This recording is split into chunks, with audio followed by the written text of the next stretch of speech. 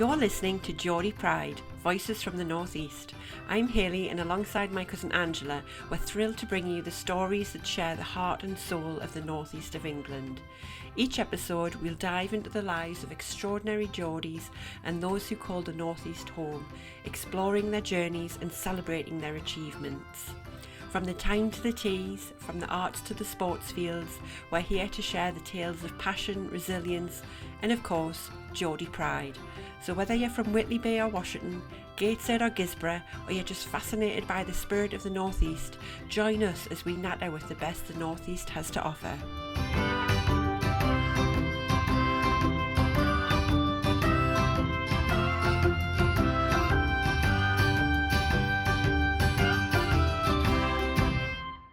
Hi everybody, welcome to season 2 of Geordie Pride. We're back, we're eventually back. We had season 1 last year, and my intention fully was to do season 2 quite quickly after that.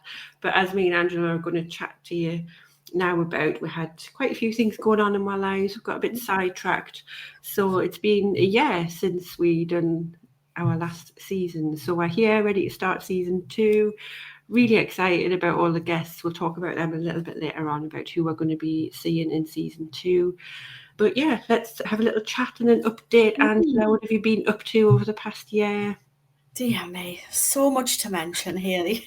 No, we're going to have to condense a year. I don't even know where to start. I think the last time we did season 1, I was living back in a different place. So I remember, you were very posh Morpeth. So I'm now living in Newcastle.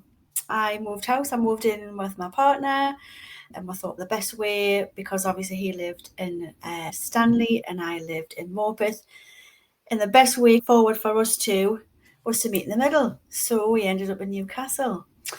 So I've got a nice house here now. So it's nice and sunny here in Newcastle. Nice and weather. It's been lovely today, hasn't it? It's been so it? nice. I've got the blinds up and everything. Oh my goodness. Blinds up at 7 o'clock at night. It's amazing. I know. No. But my theory though with weather is, because I'm dead interested Michael Fish. Conspiracy theories, is that with the weather being nice, it's because all of everything else has gone up in price. And when did we have a lovely weather period? During COVID. So I think with all the little weathery people up there, or whoever they are, I think, let's give them some nice weather. They've got someone about. So are you saying when things are shit, where weather gets nice? Of course it does. Have you not noticed that? It just feels like the weather's shit all the time. Until something bad happens and they think, oh, do you know what? Let's get those weather in the sky. Change the weather. But I like conspiracy theories, like flat Earth. Are you talking about, is it seeding or something? I don't know what it's called, but it's like they can change like the clouds and all of that. I think it is that, yeah. I think I've read something about that. Yeah, but I love conspiracy theories. Yeah, me too. I listen to a few podcasts about conspiracy theories. I enjoy it. Oh yeah, flat Earth and all of that. They think I'm mad, but yeah, never mind. Oh God, no, Angela, I'm not a flat earther. Come on, that's taking it a bit far. Anyway, level. Swiftly move on, because there'll be people going, what are you talking about? We'll get some hate mail. We will.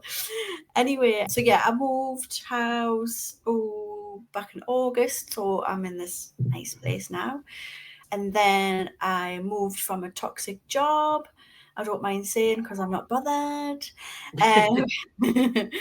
So yeah, I had a bit of a toxic job, so I was like, let's shift that, park that, let's get rid of that. And then I decided, even though I've been a therapist, a complementary therapist for 23 years now, I thought I'm going to go it alone and be self-employed. So scary, but I did it. I'm doing it. I'm continuously saying to myself, I did a thing today. So it's all.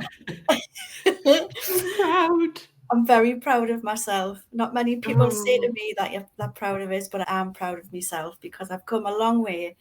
I'm very proud of you, Angela. If no one Oh, tells you, I am, because it's, I suppose, for people who haven't done it before, it probably seems like just a swift decision you make and you just do it. But for someone who has done it, myself, it is really bloody scary and it's hard and yeah. it's such a difficult step to make. No, I think you've done amazing. And Mhm. it's, I think every day I've not, because how long have I been self-employed now? Like 8 years, and it's every day is a learning curve. And it doesn't, like, some days are great, some days are really hard, but we'll Massive. never go back. Getting out of a toxic workplace is the best thing you can ever do. So I Oh, think you've done without a great. shadow of a doubt.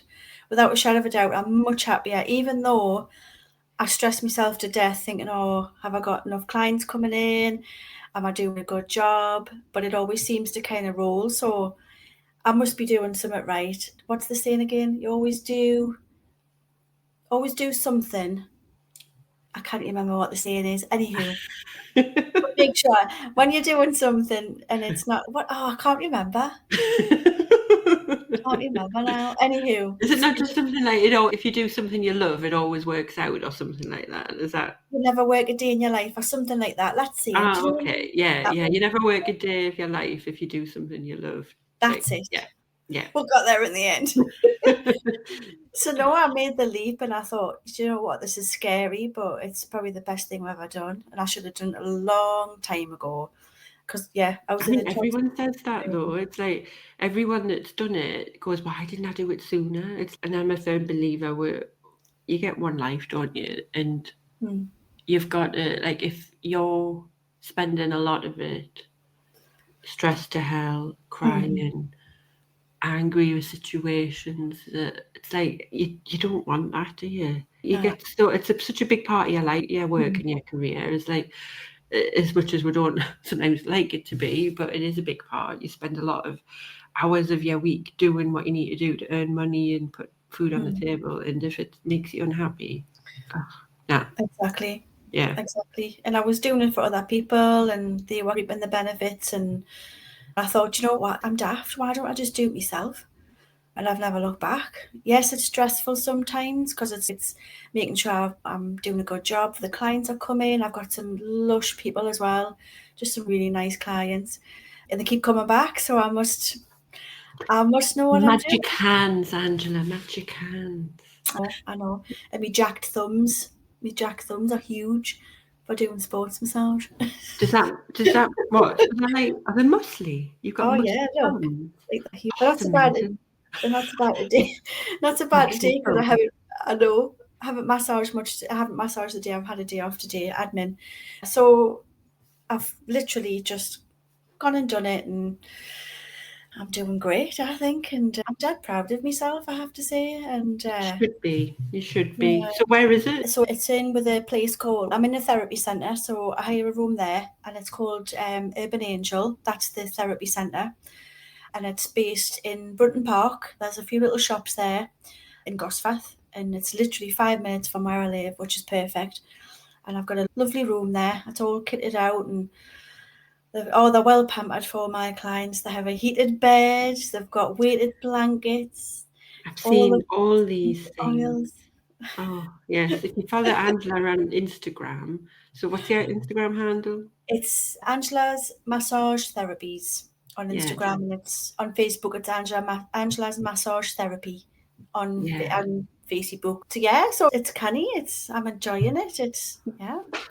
Yeah, and I think if you follow Angela, she does loads of great videos. Like, just you show them around the place, because I think that's part of the thing. Like, I'm a bit like this. If there's anything new, if I need to go to a new, like, kids class, or like Mhm, an appointment or anything like that, I always get a bit anxious about just going somewhere different for the first time. mhm, So, like, you've done little videos about, like, where to go and what it looks mhm, like, and then what some of the treatments are and what you do and stuff. And I think that's mhm. really Yeah, good. So yeah, follow Angela on socials and you can learn about all that she does.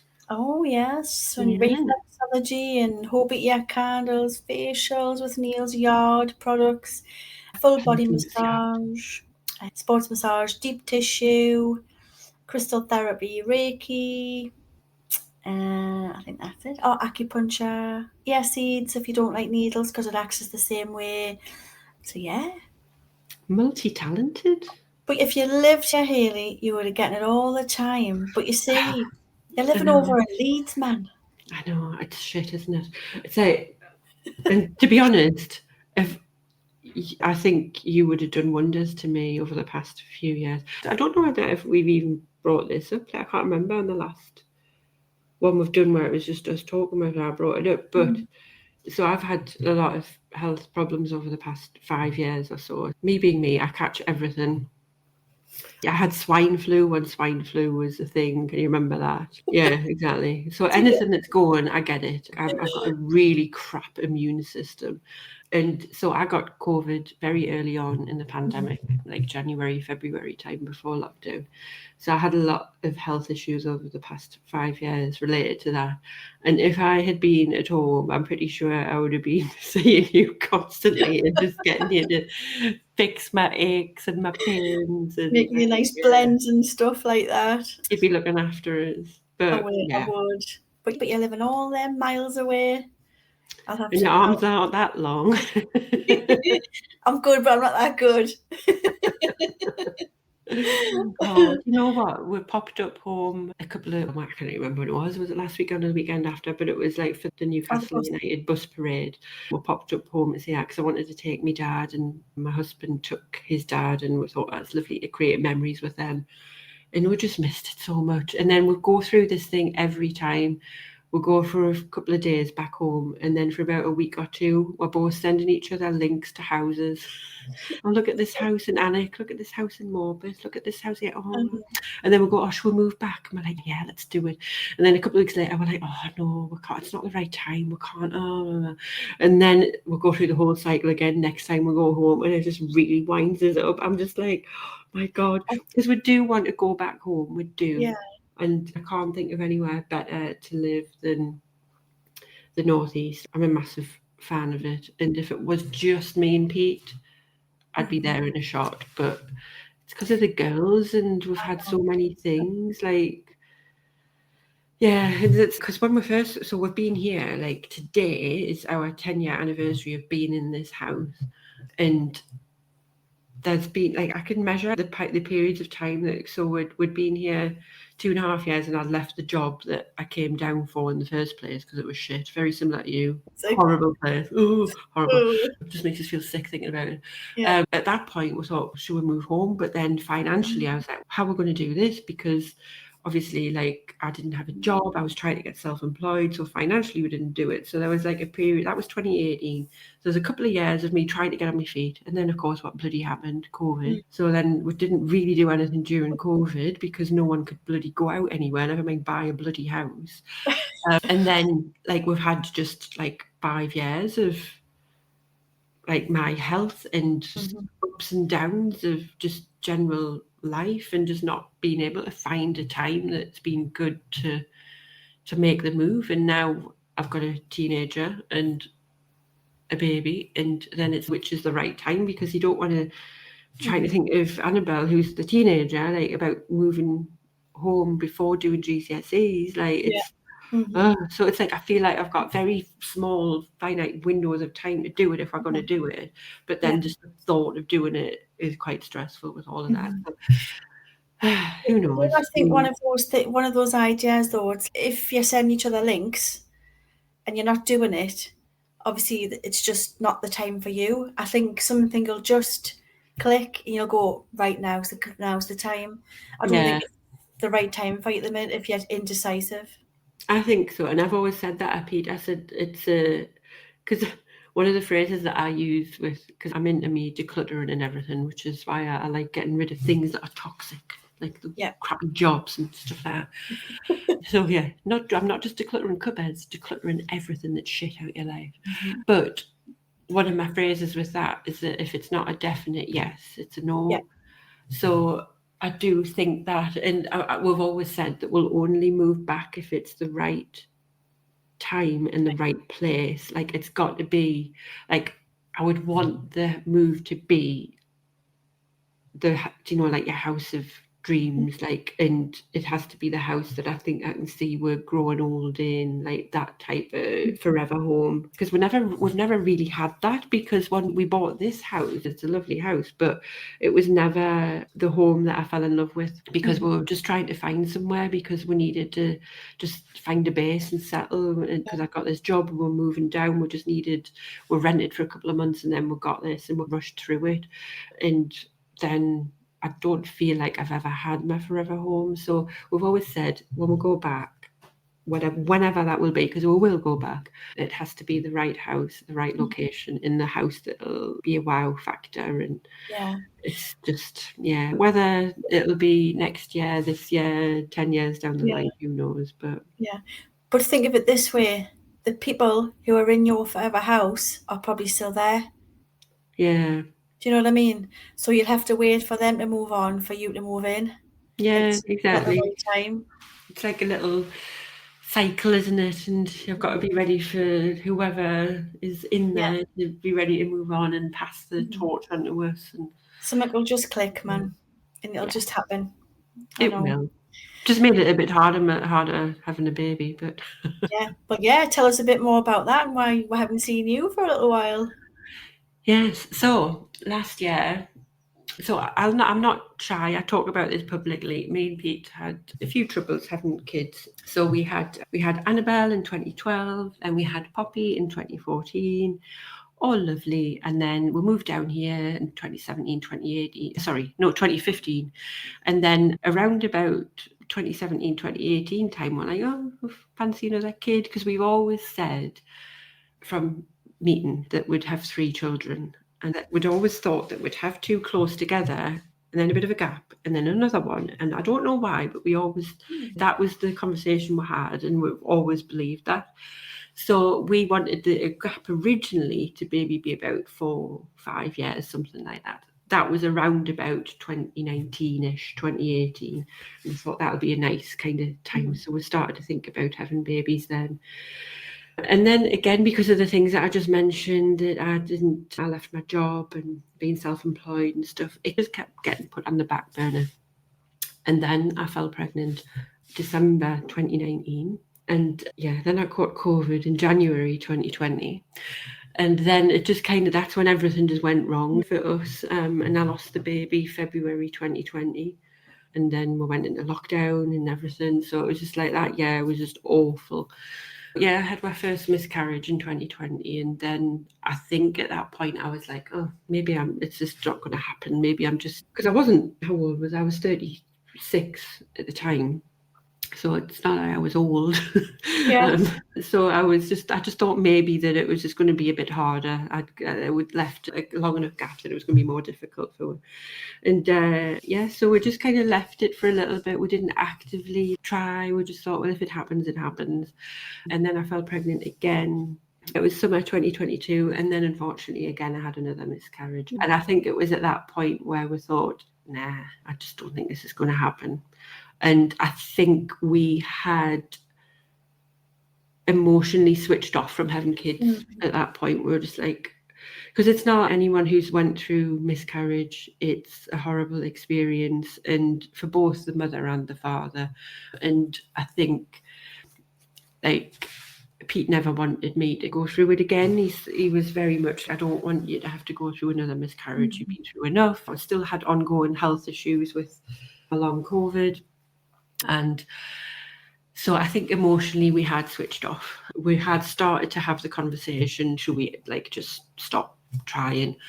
And then I fell pregnant. And then yay. and then it was so last year when we were recording the podcast. So there's an interview that we've got that is going to be the first episode. So it's going to be released the same day as this one that we did with Anthony Hutton. Who is the winner from Big Brother, and I think it was 2005. So 20 years ago he won Big Brother, and he was from a local lad from the northeast. And so we done that interview with Anthony, and it was great. We had a right laugh, and I hope you enjoy the episode. It was a really good one. And little did I know when we were recording that, though, I was very early doors pregnant. I remember not feeling too well. So you'll see, oh no, I don't think No, not on the video. I wasn't drinking me wine. I hope not. Like it's unusual, isn't it? I've usually got a glass of wine in my hand, but one thing I did that time because I wasn't feeling that well, so I was just drinking normal drinks. But anyway, a couple of weeks after recording that with Anthony, I found out I was pregnant, and then everything took a bit of a back seat because of what happened previously with the 2 other pregnancies. I was on high alert, so I was like, I had mixed feelings. I was like, there was part of us that was thinking this feels a bit different. I feel like this one might work out, but there was another part of me that wouldn't let me think that, just in case. So it was like, no, it's going to happen again, Hayley. Don't get your hopes up, type of thing. Yeah. So I just shut down and shut out the world, and that those few weeks, it was really quite stressful, just trying to work out if I was going to be able to have the baby or not. And then luckily we found out that she was safe. It was a very difficult pregnancy, to be honest. I think it was a combination of, so I'm 41 now, but when I was pregnant, I was 40.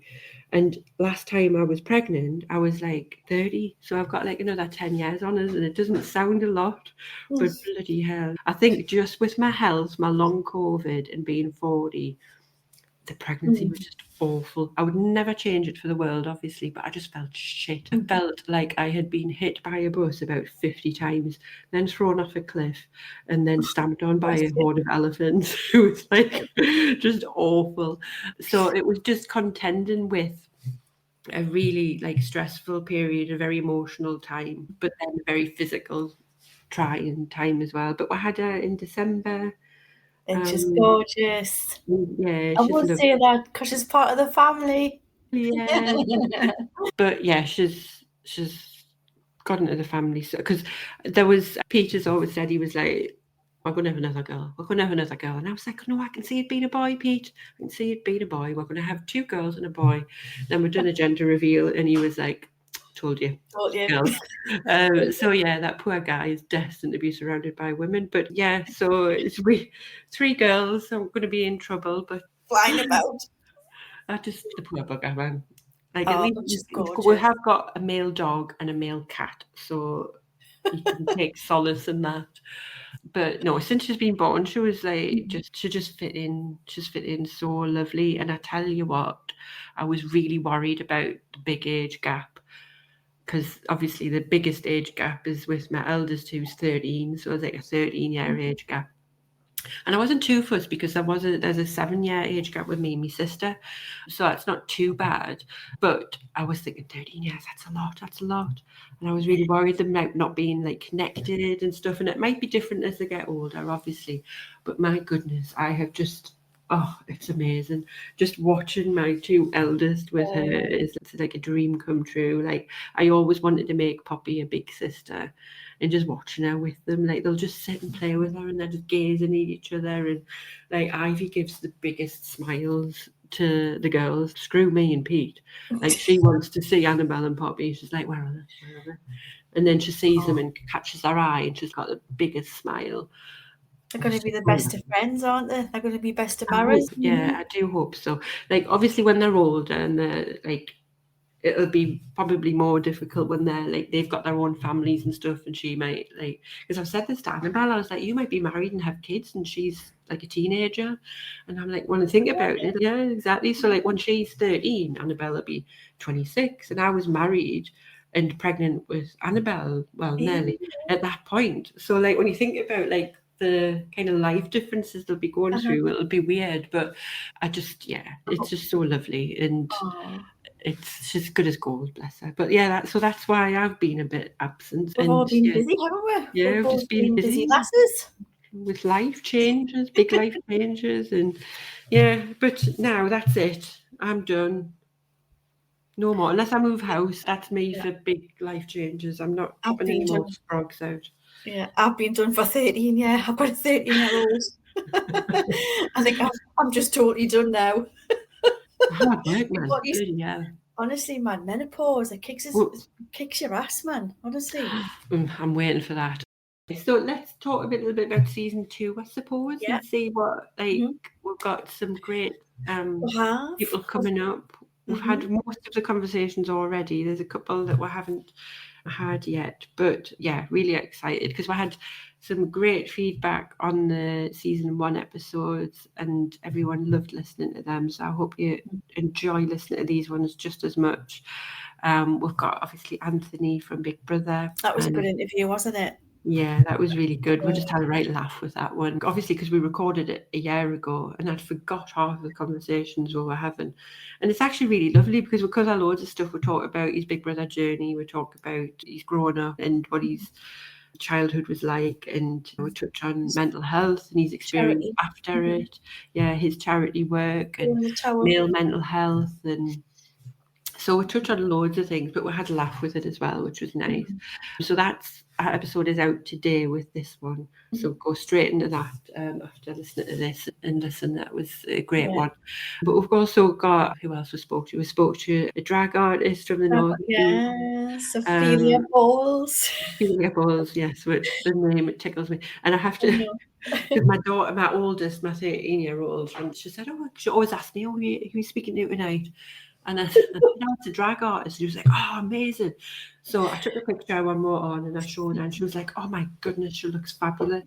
And then I said her name and she went, and then she kind of just paused. I said, yes, Ophelia Balls. And then I'm looking for a reaction from her, because like a reaction from a 13-year-old with Ophelia Balls. And she was just like looking at it as if to say, I know exactly what that means, but I'm not going to let you know that I know. So we're just having the stare-off competition, and I was waiting for her to like be like, I have a cheating laugh, but no, yeah, it was a bit awkward. You should have went, oh, he was called Gary. Yeah. It's me though. I like to try and embarrass my children. I'm one of those mothers where I'll just, any opportunity, I'll try and embarrass them.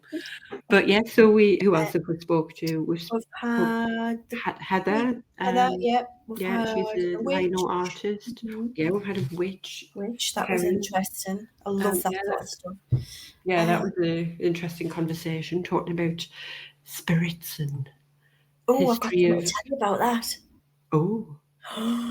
Is it going to can we talk about it now? Is it going to spoil part of the episode? Or? No, because I'll bit of a probably spoiler. We got talking on the episode about my house and having spooks. We did, yeah. Yeah, I'll not tell you a bit more about that because you have to listen to the episode. But you'll die when I tell you this. So it was, I don't know if it was last week or the week before. Anyhow, lying in bed as you do, fast asleep, right? And then it must have been about, I don't know, middle of the night, let's say 2-3 o'clock in the morning. I'm getting goosebumps, I'm scared. Yeah. It was weird, absolutely weird. And what happened was I could feel, I was like lying on my back, I could feel somebody on top of us. And I couldn't move. I was paralysed. And I was trying to tell Dave, my partner, lying next to us, but I couldn't move. And I was like, I was paralysed, basically. No word of a lie. I was paralysed, Hayley. I couldn't move. Like sleep paralysis type thing. Like sleep paralysis, but no, there was somebody on top of us. I could feel the weight of this, whatever it was, on us. That's horrible. I felt like a dark sort of like stomach on us.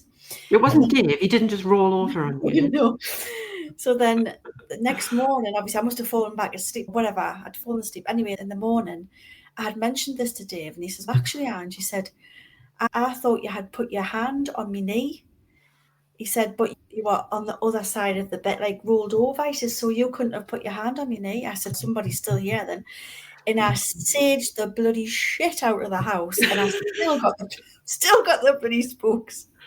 Oh no! You need to look into what your house was built on, Angela. It was a mental assault. Coal mine, quarry mine or something. So I think as people die.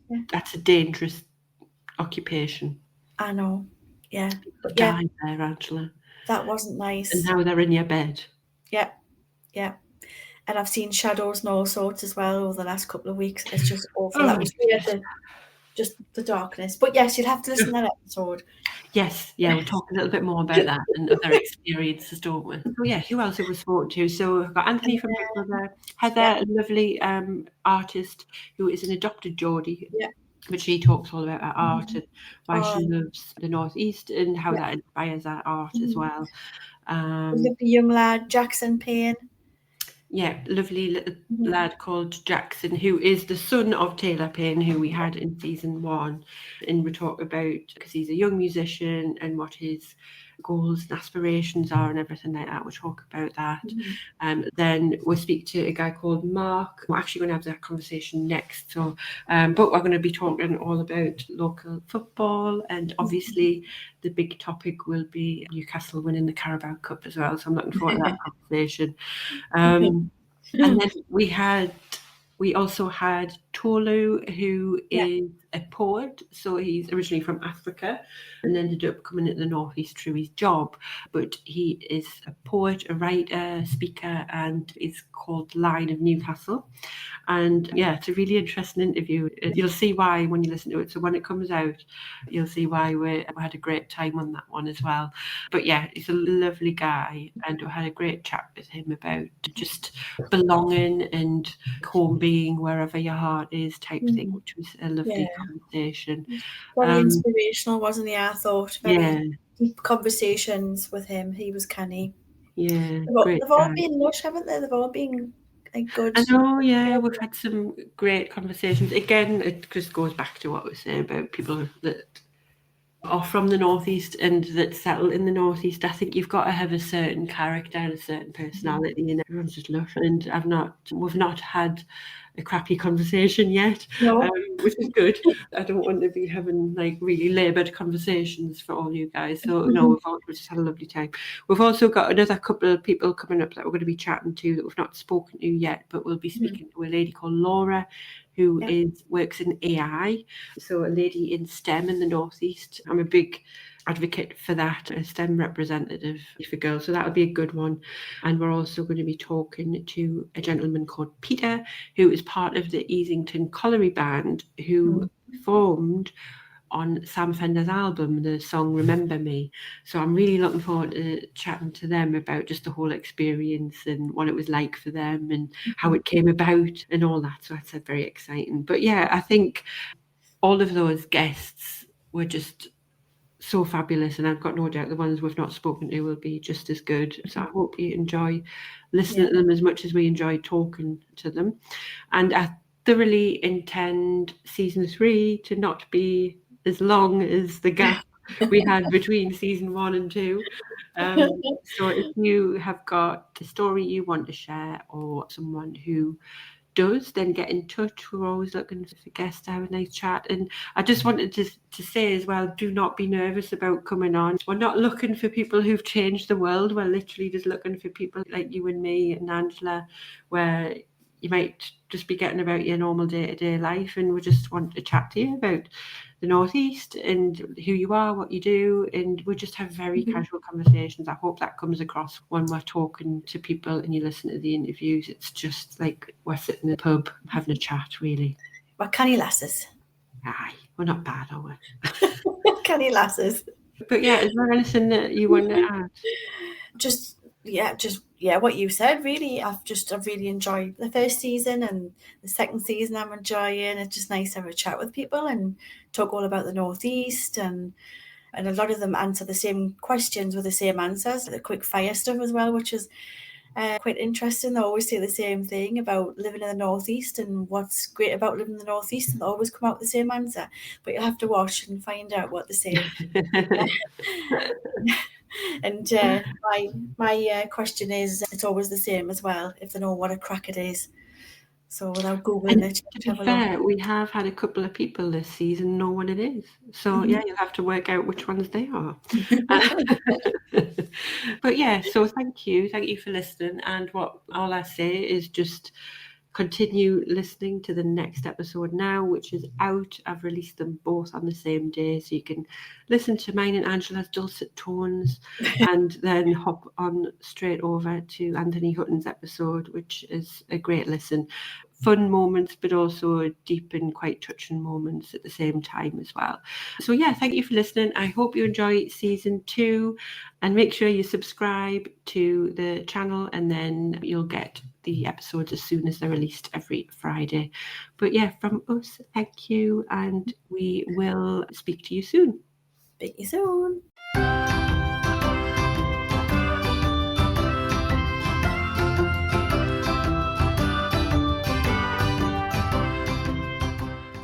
so much for listening. If you've enjoyed this episode and you'd like to help support Geordie Pride further, then don't forget to subscribe, share it with others, post about it on social media, or leave a rating and review. To catch all the latest from us, you can follow us on Instagram at Geordie Pride. Until next time, keep that Geordie Pride shining bright.